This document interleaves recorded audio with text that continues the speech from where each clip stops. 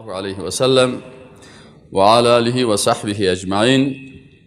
قاعده 35 که هست توحید در تفکر است. توحید در تفکر. شاید بسیاری کسا این مسائل نشنیده باشن و یا شنیده باشن.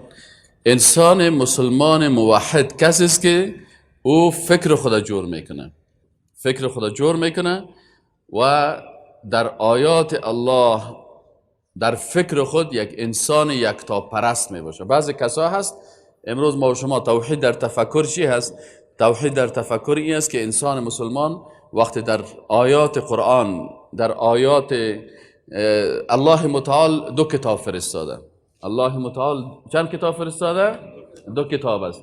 یک کتابش کتاب مقروء هست که قرائت میشه و یک کتابش کتاب مفتوح هست که به چشم دیده میشه. قرآن عظیم شان کتاب مقروء هست، شما قرائت میکنین و بر از این کتاب الله متعال لابراتوار بسیار بزرگی را خلق کرده که عالم هستی هست. پس هر آیات قرآن که میخونی، آیات قرآن بر ما میگه که انسان مسلمان واقعی با فکر کی هست؟ الذين يذكرون الله قياما وقعودا وعلى جنوبهم ويتفكرون في خلق السماوات والارض. تفکر و اندیشه میکنن در چی؟ در خلقت آسمان ها و زمین. و یک عبادت است. سعی کنین و یتفکرون. بالاخره به نتیجه میرسه که ربنا ما خلقت هذا باطلا سبحانك فقنا عذاب النار.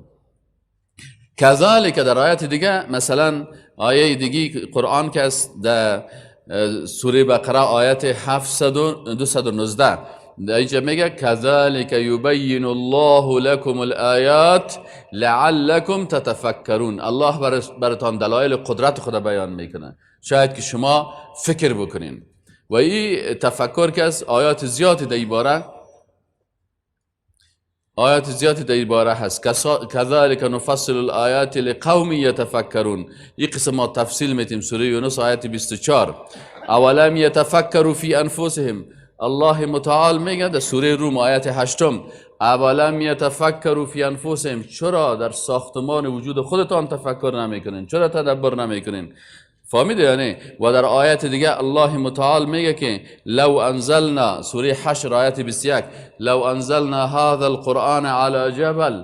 اگر ما این قرآن بالای کوه بزرگ، که کوههای بلند که شما میبینین، اگر این قرآن بالای از اونا نازل میکردیم و کوه را مکلف میساختیم مثل که شما را مکلف ساختیم، تکلیف مکلفیت دارین، لرأیته خاشعا متصدعا من خشیت الله. شما باز کوه را میدین که بسیار خشوع می داشت و بسیار متصدع. چرا میگن؟ انسانی که در حالت صدا باشه، یعنی هم تو سردرد و آشفته و بسیار وضعیتش خراب می بود وقتی که قدرت الله را اگر برش مکلفیت میدیم. و تلک الامثال.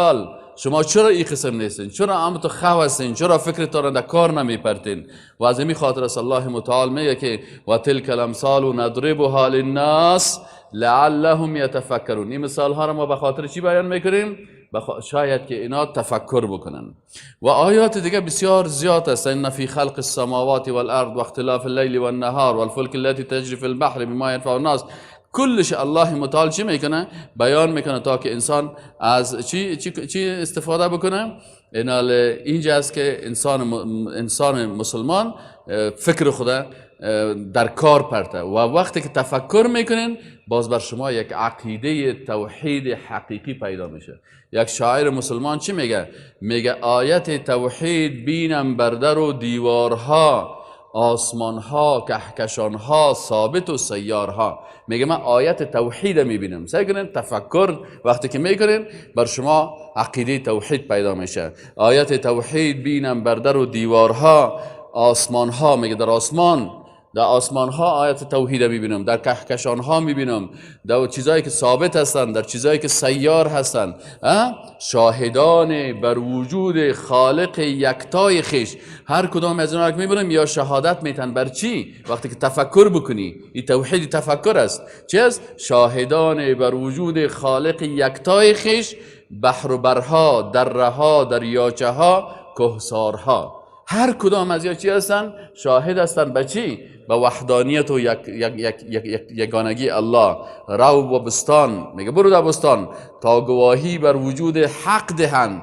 برو در بستان ببین که هر چیزی را که میبینی، بیدها، گلها، علفها، سرو و اسپیدارها، در گل و سنبل نگر، بین آیت توحید در ساقه ها، گلبرگها، ورقها، خارها. چیست این زیبایی اندر فصل زیبای بهار، در بیابانها، چمنها، جنگل و نیزارها؟ کیست نقاش طبیعت که این همه نقش بدی جز الله حی سبحان کس کند این کارها؟ باد از بحر چی فراشی کند در بستان، از چی سیلی میزند مردانه بر رخسارها؟ از چی بنهد تاج بر سر لاله همچون میرها، از چی پیچد پیچک اندر شاخ گل چون مارها؟ کل از را شما سهل کنین، گلهای رنگارنگ، این نامهای گلها را که شما میبرین، این به قدرت کی تمام از این قسم ساخته شده؟ از چی میگه چیست اسرار، سه که بالاخره میگه چیست اسرار طبیعت غیر فرمان الله؟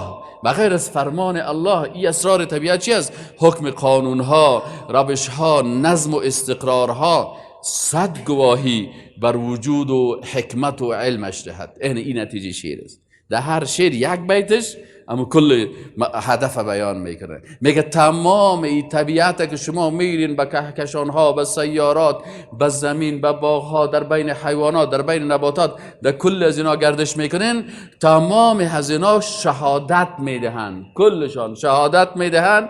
صد گواهی بر چی شهادت میدن؟ بر وجود و حکمت و علم الله میدن که خالق موجود است و خالق یگانه هست و خالق علیم است و خالق حکیم است. صد گواهی بر وجود و حکمت و علمش جهت، ذره ها، سلول ها، اتم ها، بارها. شما سل کنین همه یزیره، از اتم تا کهکشان ها تا صحابی ها، همه بنده حقند و فرمانبر، نه خود مختارها. تمام از یا بنده های الله هستند، مخلوقات الله هستند و تمام از اینا تسلیم احکام الله هستند و الله تو انسان در بین از یا اختیار داده، دیگر کلش تسلیم است، هیچ اختیار از خود ندارن. گل، سنبل، حیوانات، نباتات، کهکشانها، سیارات، کلش مطابق حکم الله تسلیم هستند. یگانه کسی که انسان است که برش این چیز داده شده است دیگه چی است؟ تمام از اونا به چی شهادت میتن؟ هر کدامش گواهی میتن به این که خالق است. شرک در تفکر چه قسم پیدا میشه؟ شرک در تفکر چه قسم پیدا میشه که امروز با صدها مکتب کفری فکری ایجاد شد. هر مکتبه که شما سائل کنین، رسول الله صلی الله علیه و سلم میگه یک خط کشید. یک روز رسول الله صلی الله علیه و سلم در زمین یک خط کشید. این خط چی است؟ گفت این صراط مستقیم است. و در طرف از این خط، طرف راست و چپش خطکای کوچک کوچک کشید، کوچکک‌ها. گفت این راه راست است، کوچک‌های خردی طرفی این صراط المستقیم است. این خطای دیگه که است، کوچکک‌ها که است، گفت یا چی است که در سر هر راه یک شیطان شیشته و این شیطان میخواد تو را منحرف بسازه. از این خاطر یک کوچه را میخوانیم نوشته است مکتب فکری سوسیالیسم، مکتب مارکسیسم. وقتی کتاب مارکس خواندی، قرآن نخواندی، سنت خبر نداشتی، عقیده خبر نداشتی، خوب مسلمان هستی، اولاد مسلمان هستی، خوب در اوج ایمانداری هستی که یک دفعه کتاب مارکس میخوانی، مارکس برات میگه که دین به درد نمیخوره، دین افیون ملت هاست. تو در پارسال که ما در اعتکاف نبودی یا بودم، حالا چی میگی؟ حالا والا کافر شدیم. در عقیده اینی اهمیت داره، فهم دین اینی اهمیت داره. پس در سر هر راه یک شیطان است. در مکتب مارکسیسم یک شیطان است. هندویزم، سوسیالیسم، کپیتالیسم، سکولاریسم. سکولاریسم چی میگه؟ میگه این فکر است. میگه اساس فکر چی است؟ که انسانها را هوش و فکرشان باید که تو هستی و نیستی، فقط عقل است. عقل اساس کل چیز عقل است. خلاص عقل ما مگه فراتر از عقل ما قبول ندارم. همین بسیاری که اساس ما بچه‌ش خود میبینیم صنف اول مسلمان میباشه، صنف سه کافر است. خود ما رفتیم در یک صنف درس دادیم، صنف اول مسلمان بوده، صنف سه رفتیم در صنف چی است، اون بچه که صنف اول خوب مسلمان بود آمده در صنف سه چی شده؟ کافر شده. مشکلش چی است؟ او برش قناعت داده که یگانه عاملی که تو را میتونه به حق برسانه عقل تو هست، بنان از عقل بالاتر چیز دیگه نیست. فهمیده؟ پس اینال چی است؟ اینال او میگه که من عقلم کل چیز است. وقتی که عقل کل چیز شد، وحی قبول نداره، قرآن قبول نداره، سنت قبول نداره. و کسی که قرآن و سنت قبول نکرد و یا میگه او را به شرط قبول دارم که عقل ما او را بپذیری، آیات را قبول دارم که عقل ما او را قناعت میکنه، پس برای ما باید در هر آیت میگه بیا عقل ما را قناعت بده. بس این چی است؟ اینا از نگاه فکرش مردکه مشرک است، کافر است و از بین میره. و به این خاطر خطرناکترین ویروس های فکری چی است؟ اولش تکبر است. اول ویروس خطرناک فکری که فکر انسان از بین میبره و انسان بیدین میسازه تکبر است. ولو که یک نفر هر قدر دیندار باشه، هر قدر نماز بخونه، هر قدر گریه بکنه، هر قدر عبادت بکنه، ذره از کبر در قلب ازی بود، ای بالاخره از دایره دین میبره، مرتد میمره. چرا؟ بهترین مثالش شیطان است. شیطان عبادت و خدا به اندازه پیش کرده بود. ابلیس اصلا قرآن میگه و کان من الجن، از چی بود؟ از جن بود.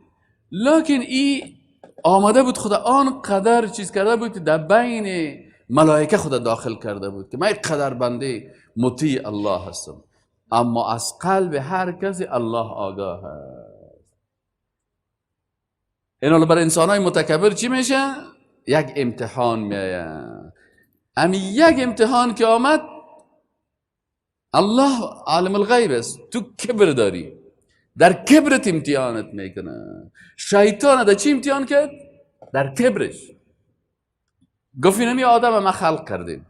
شیطان دیگه مغرور است، ما خو از آتش پیدا شدیم و ما رتبه می قدر بلند است که در بین در صف ملائکه قرار دارم، ملائکه کلشون چی است؟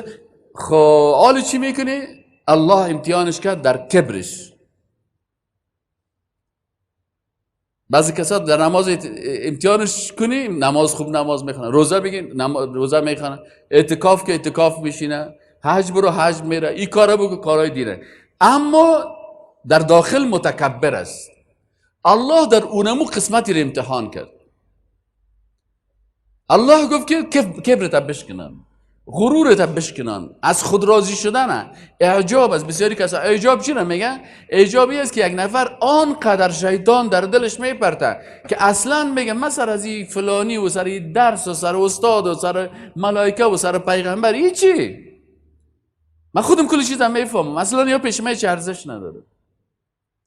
الله آمد به دمی قسمتی رو امتحان کرد. خوب عبادت میکنی، خوب در صف ملائکه هستی، خوب تقوا میکنی، خوبی کارا میکنی، باش که کبرش یک دفعه امتحان بکنیم، باید پیش الله خود از ذلیل بسازیم. آدم علیه السلام که خلق کرد گفت شما ملائکه که از نور پیدا شدین، تو شیطان که از آتش پیدا شدین. اینمی انسان هم از خاک پیدا کردیم، از این یک چیزی بسیار ضعیف، از گل گنده که او ترش کرد و بالاخره میگه گل گرفتن و بالاخره خاک به گل و گل بالاخره آدم علیه السلام الله متعال خلق کرد، روح دایش جمان و برش گفت که ما ایره عزت دادیم و نفخت فیه من روحی. فکرتان باشه وقتی که الله یک چیز به خود نسبت میده، یک مخلوقه او را عزت میده. الله به خانه نیاز نداره، اما یک خانه را عزت میده، میگه بیت الله. چی معنی؟ یعنی خانه بسیار با عزت است. مسجد چی میگن؟ بیت الله هست. تو خنده، خو، مسخرگی، رشخندی، فکایگویی در هر جای دیگه که میکنی و علایده گپ است، اما در اینجا فکرت باشه این بیت الله هست. این خانه را به خاطر الله عزت بکن، نه به خاطر اشخاص. آدم علیه السلام گفت که و نفخت فیه من روحی، روح مخلوق است. چرا الله مخلوق به خود نسبت میده؟ عبدالله، عبد مخلوق است. ناقة الله، ناقه مخلوق است. این حال الله به خاطر که عزت داد آدم چی گفت؟ گفت و نفخت فیه من روحی. روح مخلوق است، فکرتان باشه. تو نیست که الله متعال العیاذ بالله، بعضی کسایی است که عقیده رو نمیفهمن او تو تصور میکنه که الله روح داره، العیاذ بالله، که روح گفتیم مخلوق الله هست. متوجه هستین؟ از روح خود باز یک قسمت شعور برای کی داخل کرد؟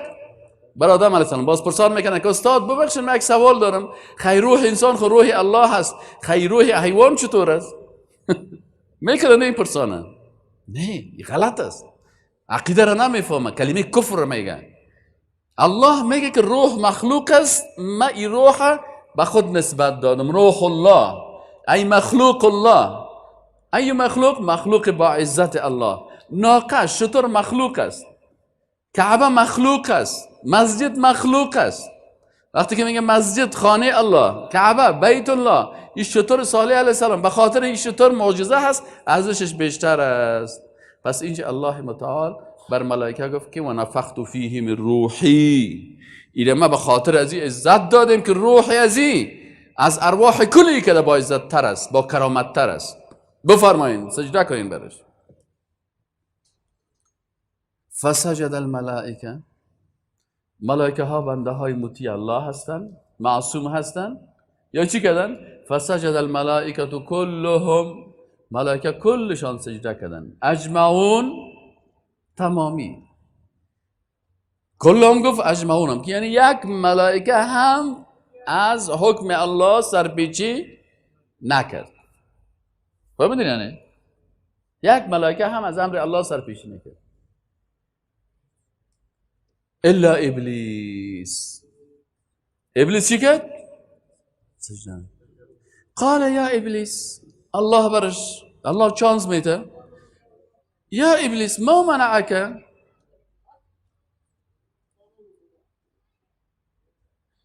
یا ابلیس، ای ابلیس ما منعک ان تسجد اذ امرتک، چرا سجده نکردی وقتی من برات امر کردم که سجده بکن؟ ابلیس تکبر خدا نشان داد. قال انا خیر منه، من از او کده بهتر هستم. حالا قوم پرستا چرا کافر هستن؟ پشتونای قوم پرست کافر است، تاجیکای قوم پرست کافر است، هر کسی که قوم پرست است، ازبک قوم پرست کافر است، عرب قوم پرست کافر است، قذافی و حافظ الاسد کافر و بشار الاسد کافر قوم پرست هستن. چرا کافر هستن؟ به خاطر ازی که اینا مثل شیطان گپ میزنن. انا خیر منه، من از دیگران که برتر هستم. شیطان همین شعار شیطان بود، انانیت، انا. الله گفت استکبرت ام کنت من العالین، تو تکبر کردی یا کدام بلندی داری؟ گفت من از آدم که بلند هستم. الله گفت ابا واستکبر و کان من الکافرین. ایت نو کافر نشد، ای کافر بود. ای در داخل اینمی تکبرش، ما عالم الغیب هستم. الله گفت که الله عالم الغیب است، میفهمه ای کافر است. لیکن چند وقتی کافر چی کرده؟ خدا فریب داده مردم و مسلمان ها را، حتی ملائکه را فریب داده. آمده در بین نظران چی کرده؟ داخل شده که مثلا بسیار با تقوا هستم و با بسیار با ایمان هستم. الله از قلب مردم آگاه هست. الله متکبر میشناسه، الله مغرور میشناسه. از این خاطر انسانای مغروری که در مقابل الله تکبر میکنه، الله از قلبش ایمان میکشه، برش میگه تو اصلا بی ایمان است، من ایمان تکار نداره. از این خاطر شما ایده باشین هر کسی را، ما تا حالا چندین نفر در زندگی خود تجربه کردیم، بسیار با تقوا بوده، بسیار با ایمان بوده، حتی حافظ قرآن بوده، حتی علمیت خوب داشته، لکن بالاخره تکبرش چی شده؟ سبب کفر ازی شده. نه من بهتر هستم. حتی خیصه کتاب نشته کرده ضد قرآن که من قرآن نقد میکنم. یک عالم مصری به نام طه حسین بسیار در ادبیات قوی شد و بالاخره رفت در فرانسه درس خواند، از فرانسه پس که آمد به نام عمید اللغت العربیه، یعنی ستون زبان عربی. قدر در ادب عربی گپا دست تو را پیدا کرد، ولی مشکلش چی بود؟ خوب دیگه همین زبان عربی را و قرآن و این گپایش کلش میفهمید، لکن در قلب ازی تکبر داخل شد. خیز دیگه روز نقد کرد سر قرآن عظیم. من این آیت قبول ندارم که آیت تراست، که آیت تراست، که آیت تراست. ابا و استکبر. از این خاطر برادرای محترم، یک چیزی که بسیار برای انسان که هست، کبریا صفت الله هست و مخلوق که است بر از او تواضع شایسته است، تکبر شایسته نیست. اگر تکبر کرد الله ذلیل میسازه. از این خاطر انسانهای متکبر در روز قیامت الله مثل یک مرچی ذلیل خلقش میکنه که کل مخلوقات سرش لغت کنه تا که خوب بفهمه که تو چی هستی، ذلیلش میسازه. از این خاطر صفت تکبر انسان، از این خاطر تکبر مانع علم میشه، مانع درس میشه، مانع حلقه درس میشه، مانع شیشتن در مجلس میشه. کلش چی است؟ تکبر است. والا یکی از جملات متکبرانه چی است؟ هر کسی که شنیده که جمله رو گفت بفهم که متکبر است. چی میگه؟ میگه من سر فلانی چی نمیگیرم؟ جمپ نمیگیرم. صحیح نه؟ والله ما که هستیم اگر یک شوکک خوردم باشه ما سر جمپ میگیریم. در مقابلش استاد میشه. تو وقتی شده که یک طفل خرد آمده بر ما گفته که این حدیث رسول الله صلی الله علیه و سلم است، چرا عمل نمیکنی؟ لرزه در جانم اومده گفتیم خیر است، الله تعالی توفیق بده. دعا کو بر من هم بچیم که مرا توفیق بده الله که من به می سنت رسول الله صلی الله علیه و سلم چی کنم؟ عمل کنم. یعنی طفل خرد آدم باید یک طفل میگه که الله این تو گفت. یک طفل یک جوالی می استادت میکنه میگه بترس از الله، الله این قسم میگه تو غلطه، باید فوراً تسلیم شوی به حکم الله. یعنی به جوالی، به گلکار، به نجار، به دکاندار، به کسی که یک دو پایش قطع است، به کسی که در زمین هفتاده، کل از اون از ما کده بهتر هستن و پیش الله مؤمن الله. ما ضعیفترین عاجزترین بنده الله هست.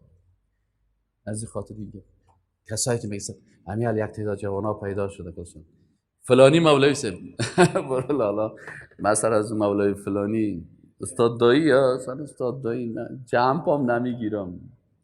انا لله و انا الیه راجعون. که شیطان چطور آمده در قلبش داخل شده. عرب ها چی اکثر میگه جمال الوجه مع قبح النفوس کمندیل علی قبر المجوس. اگر چهره زیبا داری، مقبول هستی، خدا در آینه میبینی، زیبایی ظاهری و گندگی داخلی، چتلی داخلی، جمال الوجه مع قبح النفوس کمندیل علی قبر المجوس. میگه مثل دستمال زری لکس است که در سر قبر مجوسی ها میپرتن. آتش پرستا چی عادت داشتن؟ آتش پرست که وقتی که میمرد باز مرده خود دفن میکرد، باز از سر قبر از چی میکرد؟ یک دستمال کلان زری در میآورد منداخت. دیگه در افغانستان هم هست خواست بابا کلان های ما مانده دیگه. بابا کلان تغییر داده میتونی، نانا کلان تغییر داده میتونی. نانا کلان ها سر ما و شما مغز ما وره. و من الناس من یتخذ من دون الله اندادا یحیی. همین آیت قرآن میگه اذا قیل هم تبعوا ما انزل الله، متابعت از ما انزل الله بگو قبرم تا دیگه بساز. میگم نه بل نتبع ما وجدنا علیه آبانا. پدرای ما می کارا میکرد. شاعر میگه مجوسی هم یادت داشته. تکی بسیار خوب. از این خاطر شاعر میگه که قوارید بسیار زیبا باشه و از داخل متکبر، خیانتکار، دیگرها در نظرت نمیه. این چی است؟ از خود بسیار راضی هستی را عاجب میگن در زبان عربی. پس میگه این مثل اونمو قبر مجوسی وارست که ظاهرش زیبا هست، داخل قبر مجوسه که سیل کنی مار از گشدم است، اشجار از چتلی هست. ظاهرش مردم بازی میخوره که هو چه خوب سمتش کرده، چه خوب لوکس کرده، چه خوب کاشیکاری هست، چه خوب تکای لوکس در گردش گرفته. اما داخل قبر که ببینی چی هست؟ مار از گشدم است، عذاب الله هست. از این خاطر انسان‌های که ظاهر زیبا دارن و قلبا متکبر هستن، از خود راضی هستن، یا مثل چی هست؟ این عاجب میگه. عاجب چی هست؟ یکی از بخشای تکبر است. شما میرین بازار اگر سیب بسیار خوب مقبول میخرید، وقتی که یکی سیب سال میکنی اوه اما تو سرخ زرد زیبا سیب است بیادر میخوای یک چارک بخری وقتی که ظاهرا سال میکنی سیب میگه از این یک سیر بر من بده با قیمت بسیار خوبش میخری وقتی که من به خانه آمدیم مادر اولادا برات میگه که اوه تو را خب بازی داده این مردکه چرا هر سیب که واز میکنی میابینش گنده هر سیب واز میکنی از داخل گنده از بیرون چی است پوست و گپاش بسیار خوب شد. انسان های متکبری نمی قسم است ظاهرش بسیار خوب با تقوا برات معلوم میشه و خوب حرکت میکنه و خوب میگه چطور است اما در داخل شیطان ات ساختش که حتی از شنیدن کلام الله و سنت رسول الله صلی الله علیه و سلم ابا میورزه و تکبر میکنه و میگه من ضرورت ندارم در حالی که الله میگه و ذکر فإن الذکر تنفع المؤمنین گفته برو یک آیت 1000 مرتبه تبلیغ بکن تو باید یک آیت 1000 مرتبه تبلیغ بکنی تا که در قلب تو داخل شود 1000 مرتبه تفسیر برشان بکن همین علما را ببینید یک سال تفسیر داره باز تفسیر داره باز تفسیر داره باز تفسیر داره باز حدیث میگه بازی را میگه بازی را میگه الله میگه و ذکر فإن الذکر تنفع المؤمنین اگر از باب علم نمیگی و عالم است از باب تذکره بگو بعضی اوقات یک آیت میخوانی خوب تفسیرشان خوانی ترجمهشان میخوانی کلش خواندی اما در حلقه درس تفسیر میشینی یک عالم یک استنباط جدید میکنه ولی خود فکر من هیچ نگشت ابا واستکبر و کان من الکافرین 100 مرتبه خواندی اما یک مرتبه سر خود تطبیق نکردی که اگر من می تکبر داشته باشم آیا الله مثل ابلیس و مرا ذلیل نمیسازه و الله میگه بله کبریاک است الله میگه مخصوص ما هست المتکبر بس شأن الله شایسته هست خالق است قوی هست عظیم است خالق کائنات است کل مخلوقات تسلیم از او هست از او خاطر ذات چی است المتکبر مخلوق چی است عاجز است ناتوان است یک کمک خوب میخوری یک کمک دندان در شدی تا به صبح همین خانم فرعون چرا فرعون کلگی قبول کرد یک وقت فرعون آمد برش میگه که خانم عزیز فهمیدی نه فرعون هم از جمله متکبرین بود جبار خطرناک ظالم جنایتکار دشمن الله دشمن پیغمبر کلش صفات رو چرا پیدا کرد فقط یک صفت خرابه که تکبر بود آمد پیش خانم خود بر خانمش استاد شد گفت خانم گفت میفهمی امروز چی گپ شده گفت چی گپ شده گفت تمام کابینیم از وزیرا گرفته تا صدراعظم گرفته تا شورای قوت‌های اجرایه گرفته قضاییه گرفته مقننه گرفته کلشان بسط مملکت جوانات تکواندو بازا کانفو بازا کسایی که کمربندای سیاه دارن کسایی که مثلا کیک بوکس میکنن چی گفت کل مردمی که نمیچه بودن با اونموش خوات و کلشان گفت سر خدا برای من خم کردن و گفتن که تو رب اعلای ما هستی کلشان خانم فرعون یک زن بسیار با دانش بود بسیار با ایمان بود بسیار با فکر بود مسلمان با دانش با فکر متواضع او برش بسیار عاجزی برش گفت که فرعون نامش رمسیس بود گفت رمسیس خان گفتی کابینه تو کلش منافق است قوه قضاییت منافق است قوه اجراییت منافق است فهمیدی یعنی قضاییه و اجراییه و مقننه کلش منافقین هستن دروغگوی هستن از تو میترسن تو را فریب میده جنرالایت منافق است مارشالایت منافق است وزیرایت منافق است این تکواندو بازایت و سپورتمینایت منافق است لوده هست حق نمیفهمن گفت حق چی است گفت حقی است او شوکه نان خوردی سرت بد خورد تا به صبح که 16 مرتبه در تشناب رفتی 16 قسم لباسهای تا چتل کردی تو با اینمی ضعف و عاجزی و بیچارگی تو لیاقت از داری تو رب باشی تو معده خودت کنترل کردن نمیتونی تو چی هستی عیبای شوهر زن میفهمن صحیح است ای باید گفت من میفهمم وقتی که دل درد میشی، تکلیف میده پیدا میکنی، سردرد میشی، پای درد میشی که تا صبح چیغ میزنی. رب خو کسی است که آسمان و زمین خلق کرده، دیگه مخلوقاتی که احتیاج داشته باشه رب بگه یا رب و او به داد و فریادش میرسه، چیغ میزنه. رسول الله صلی الله علیه و سلم استغیثون چیغ میزد یا الله تعداد ما کم است، ما اگر هلاک شویم باز بالاخره پروردگارا تعداد ما کم است، دشمن ما سلاح داره، امکانات داره، کل چیز داره. الله گفت استغیثون ربکم فاستجاب لکم. الله چی کرد؟ اجابت کرد. یک دفعه 5000 لشکر خدا چی کرد؟ روان کرد. تکیشان کرد لشکر طاغوته. وقتی که خلاص شد مسلمان ها خوشحال بودن. الله گفت و ما رمیت اذ رمیت، ای پیغمبر این زدن تو نبود، ولکن الله رما، لکن الله اینا را زد و نابود کرد.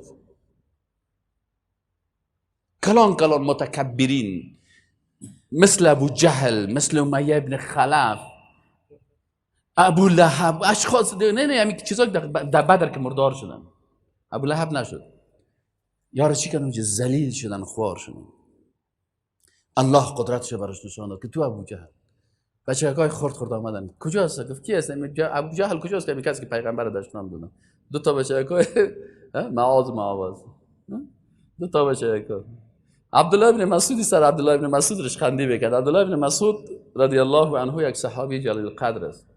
یک وقت سر درخت بالا شده بود، این که سر درخت بالا شد امی ساقای پای ازی لاغر بود، امی ساقای پایش تو نازکک بود، نازکک. فهمیدی یعنی ساق پایش نازکک از پایان میگه یگان تا خنده کردن، گفتن پای عبدالله ابن مسعود ببینید. وقتی رسول الله صلی الله علیه و سلم یارو دید که یگانه که سر ساقهای پای عبدالله ابن مسعود مذاق میکنن یا خنده میکنن، رسول الله صلی الله علیه و سلم گفت که او مردم این ساقهای پای عبدالله ابن مسعود گرانترین چیز در ترازوی میزانش میباشن. عبدالله ابن مسعود که ساقهای پایش گفت در ترازوی میزان میمونه، کل همی اعمال دیگه و تراکس گرانترین چیز در ترازوی میزان. سر از این پای شما افتخار کنید. گپ سر از این نیست که تو ساقهای پای کتا داری نوکری امریکا را میکنی، نوکری انگلیس را میکنی، که پای کتا اندام بسیار قوی، باز رفتی اینجا برای امریکایی سلامی میزنی. پای نازکک مینک پای عبدالله ابن مسعود. متوجه هستین؟ وقتی که من که جبابره را گیر میکنن سر شکمش میشینن. بلال حبشی را سرش خنده میکرد، آمد دست سینه امیه ابن خلف ششت. چوکی خود ساخت شد، مثل که الله چوکی شیشی میگه سرش لوش جانم. اسلام الله با این قرآن بعضی را با عزت میسازه و بعضی را ذلیل میسازه. اونا را ذلیل ساخت و آدمایی که اونا در نظرشان چیز بود اونا را الله عزت داد. کی را عزت میده؟ کسی که مطابق قرآن زندگی بکنه. بس یکی از چیزا که از تکبر است و یکی از خودخواهی هست و دیگهش تعصب است. انسان متعصب فکرش تعصب گنده کردن. تعصب رسول الله صلی الله علیه و آله نتن گفتن. نتن هم میفهمین چی نمیگن؟ نتن مثل که دندانت سفید دندان است، یک میکروب چتل پیدا میشه دندان تا سیاه میگردانه، باز میگه دندان فلانی شخص منتن شده. فهمید یعنی دکترای طب میگن. پس اینمی قلب سفید و پاک تو را که الله ای را خلق کرده چی را چتل میسازه؟ کرم زده میسازه. ما شما کرم زده میم، کرم نیست، میکروب است. چتلی است، دندان تا خراب کرده. چی را چتل میسازه می قلب پاک تو را؟ تعصب. از این خاطر انسان متعصب تعصبش اجازه نمیده که مسلمان شود. فکر ازی خراب است. رسول الله صلی الله علیه و وقتی که دید که یک منافق آمد در بین صحابه کلمات چیز یاد کرد که او مردم شما اوس بودین، شما خزرج بودین، تاسو پختانه وی دوی پارسیوانان دی. فهمیدی یعنی او وقت پختون پارسیوان چی بود؟ اوس و خزرج بود. این گپ بود. شما او قریش است، او ازبک است، او دیگه چی است، او عرب است، او عجم است. این گپ پاره. رسول الله صلی الله علیه و سلم آمد برشان گفت که این نتنه، این چتلیره، این رو سکنین از قلبایت. الله برشان گفت که ایها الناس اینا خلقناک من ذکر و انثى.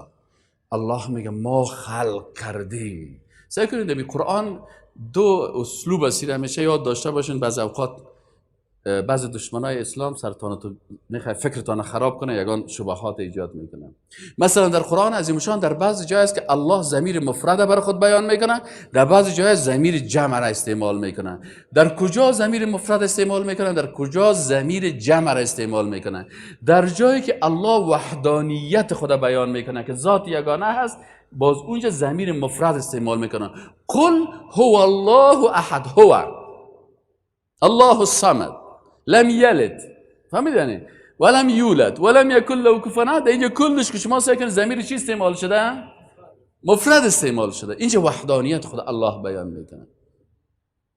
اما باز در جایی که الله قوت و عظمت خود بیان میکنه، باز در اونجا الله کدام ضمیر استعمال میکنه؟ ضمیر جمع را استعمال میکنه. باز میگه انا نحن نزلنا الذکر، ما ای قرآن فرستادیم و انا له لحافظون، و ما ای را حفظ میکنیم که دشمنای اسلام با تمام تکنولوژی خود نمیتونه ای را محو و نابود بکنه، نمیتونه.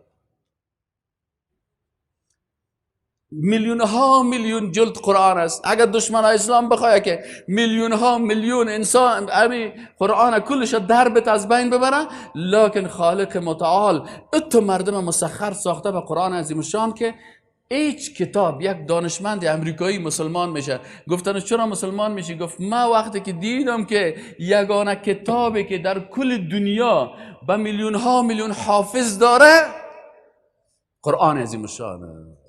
در طب برو 15 طب سال که یک کتاب 2 نفر حفظ نداره. در امریکا برو این بایبل از یاره 5 نفر یافت نمیکنی که مکمل رو حفظ داشته باشن. اما قرآن در قلب هر مسلمان قسمتی از قرآن هست و در قلب بعضی از مسلمانای دیگه مکمل است. در هر قریه و هر منطقه و هر جایی که بری حافظای قرآن هستن. چی است؟ الله با کلام خود گفتم ما ایره نازل کردیم و ایره چی میکنیم؟ پس در جاهایی که الله با اسلوب جمع استعمال میکنه به خاطر چی است؟ بیان قوت و عظمت و بزرگیش. اما انسان متکبر این جسته که الله چی میگه؟ الله میگه اینا ایها الناس، ای مردم، اینا خلقناکم من ذکر و انثى. عظمت خدا بیان میکنه، میگه ما شما را از یک مرد و زن خلق کردیم و جعلناکم شعوبا و قبائل. ما هستیم که شما را قوم و قبیله و یک پاسخیم. برای چی؟ لتعارفوا، تا که دیگه تانم بشناسید از کجاست، از کجاست. ان اکرمکم عند الله اتقاکم. مکرمتان پیش الله کی است؟ با تقوا هست. میتونه با تقوا یک آدم بسیار لاغر باشه مثل عبدالله بن مسعود، یا میتونه یک آدم بسیار سیاه‌پوست باشه مثل بلال حبشی، میتونه یک فارسی زبان و دری زبان باشه سلمان فارسی، میتونه اروپایی باشه صهیب رومی. پس از هر جای، از هر منطقه، میتونه عرب باشه، میتونه عجم باشه، میتونه. از این خاطر انسان متعصب مرض فکری داره. تعصب چی است؟ یک مرض، یک ویروس، یک نتن است و فکر خراب میکنه و میره بالاخره کافر میسازه. از این خاطر هر جایی که شما ببینین قوم پرسته، این چی هسته؟ این چی نمیکنه، این نمیتونه که مسلمان شه.